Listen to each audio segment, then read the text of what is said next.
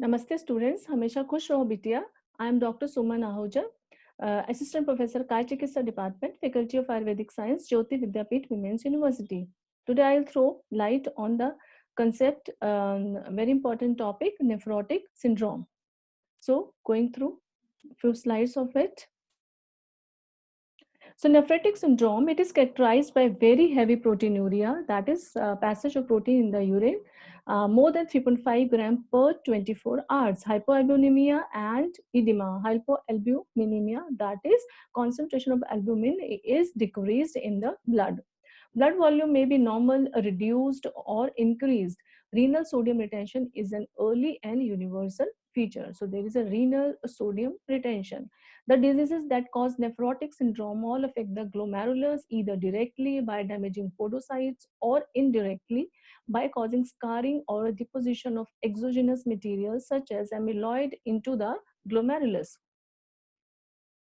So investigation of nephrotic syndrome usually involves renal biopsy, although non-invasive tests may also be helpful in suggesting the underlying cause. In children, minimal change disease is the commonest cause, so there is no requirement of the renal biopsy unless the patient fails to respond to high dose of glucocorticoid therapy. Similarly, most patients with diabetes, they present with nephrotic syndrome will have diabetic nephropathy, so renal biopsy is usually not performed unless the course of disease is atypical, that is rapidly increasing proteinuria or rapid decline in renal function.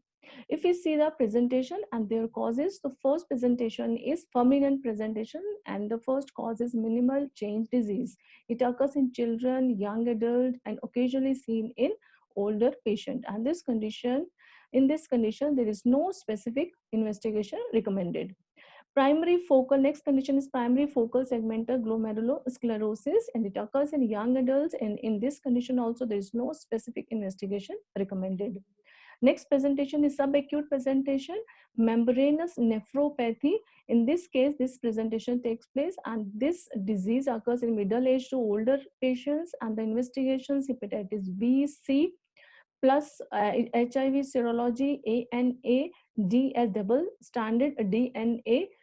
These investigations should be recommended for the membranous nephropathy. Next condition is in subacute presentation is older patients or amyloid, and it occurs in older patients, and the investigations immunoglobulins, PPE, Bands Jones protein, and serum free light chains. So these investigations should be done.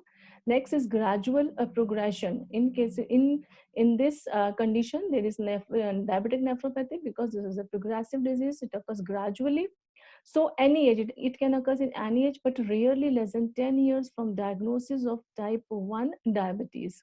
So glucose investigation is glucose, blood glucose levels, and the glycosylated hemoglobin.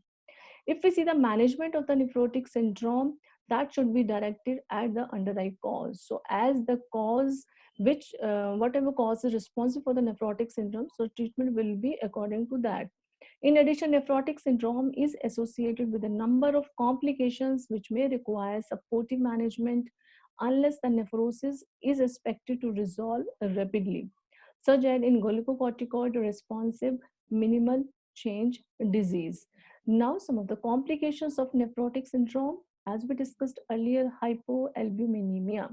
Due to urinary protein losses exceed synthetic capacity of liver, this is the cause of the hypoalbuminemia, causes reduced oncotic pressure edema, and because of this hypoalbuminemia, there is reduced oncotic pressure edema due to reduced oncotic pressure, and this oncotic pressure is reduced because of the lower albumin levels in the blood.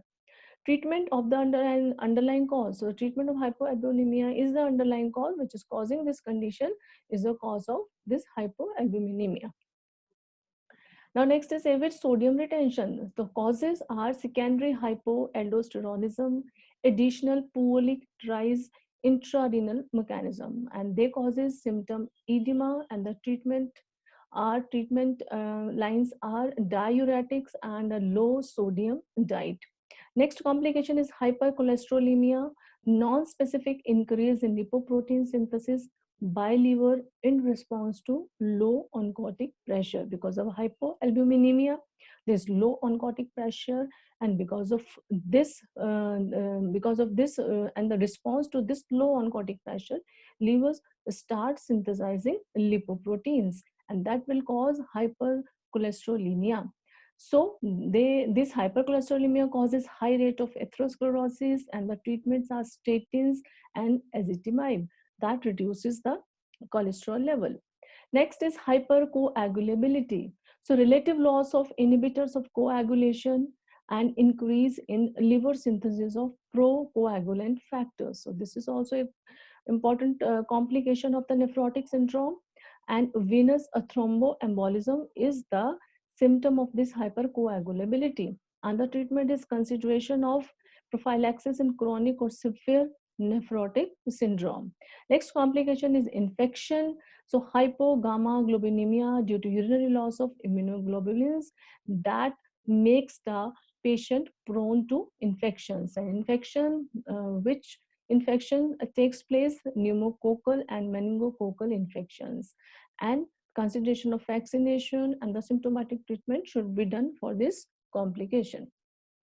So thank you very much for watching this video. So this was all about nephrotic syndrome, its possible causes, its possible investigations and management. I hope you are satisfied with this session, and this session was powered by digital version 2.0 Jyoti Vidyapeeth Women's University. If you have any doubt, any query, please write in the comment box and that will be resolved. Thank you very much.